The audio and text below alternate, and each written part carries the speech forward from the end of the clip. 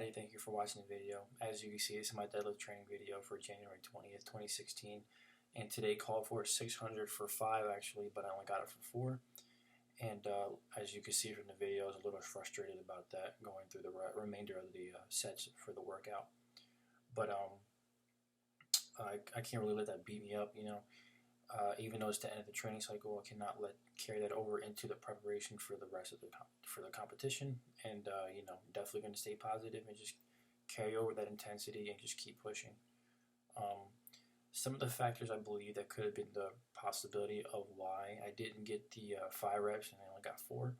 One is the day before I was actually working, and my second meal is usually around 6:30 p.m. and I didn't have my second meal until 7:40 p.m.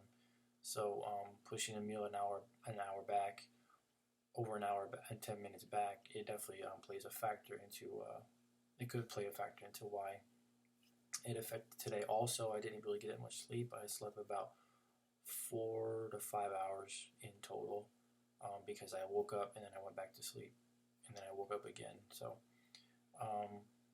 And the last thing I do believe is probably the primary reason why it affected the workout would be that my first rep,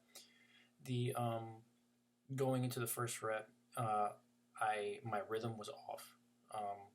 Right before I pulled the bar, it was not normally as smooth as I usually, go through the motion.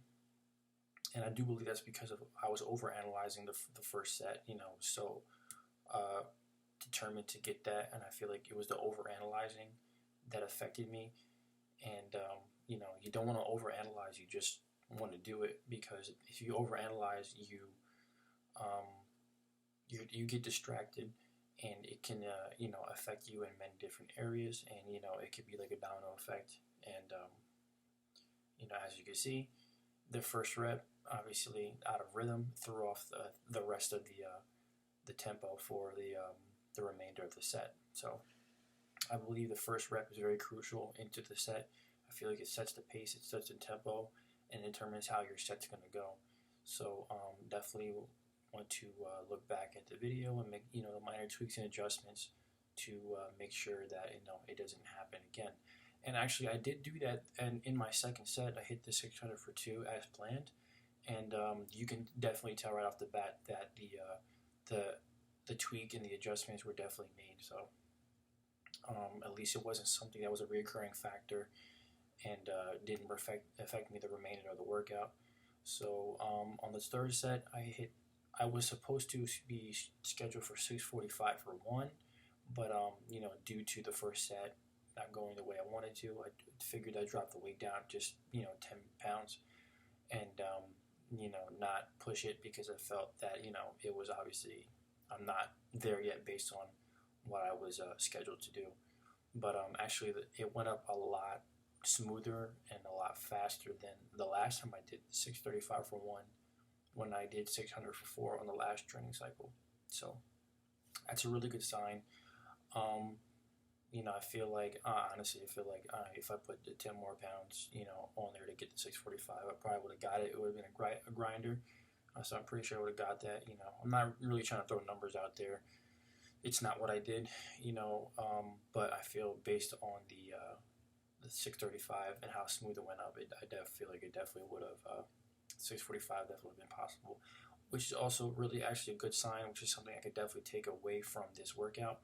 Reason being is because 644 was my second attempt at my last competition at IPL Worlds. So that's a really good sign that I was able to do that much volume and hit that 635, which was 9 pounds off on my second attempt, and it went up a lot smoother and a lot faster than the last time I attempted this weight when I did 600 for 4 in the last training cycle. So that's really a good sign. So definitely at least something to take away as a sign of progress from this workout. So just like I said, you got to stay positive, because if you dwell and overanalyze things, it can affect everything else. And by that point, I knew for a fact that I'm just going to stay focused. I'm just going to do the weight. I know I can get it, and I feel that's why it went up a lot smoother and it was a lot more crisp than the last time I attempted that weight in the last training cycle. So like I said, it's a good sign. And Now, this is the end of this training cycle. This is the end of the building phase for me, and now it's complete preparation for the competition. Um, it's not necessarily meant to be a building phase. It can be, based on how things go. But it's more of preparation to get me ready for, okay, like exactly what I plan to do at the at the competition. So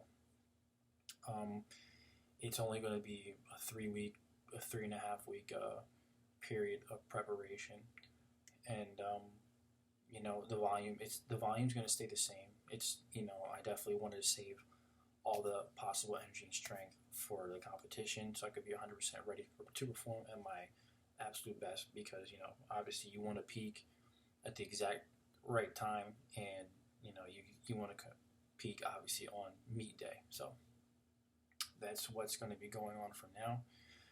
And yeah, so about 4.5 weeks out now, till the competition. So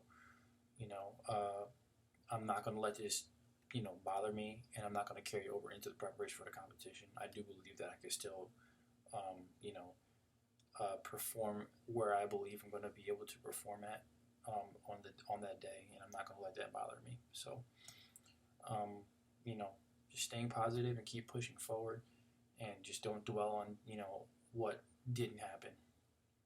Just stay focused and keep telling yourself it's going to happen, because if you keep doing that, it will. So as always, thank you for watching the videos, and I hope some of you guys did watch Michael's video announcement about his gym. I haven't found out any more information. I do know he just put up a recent video about some more information about the gym website, and more information about the gym itself. So definitely go check that out. I'll put the video in the description so you guys can go look for it.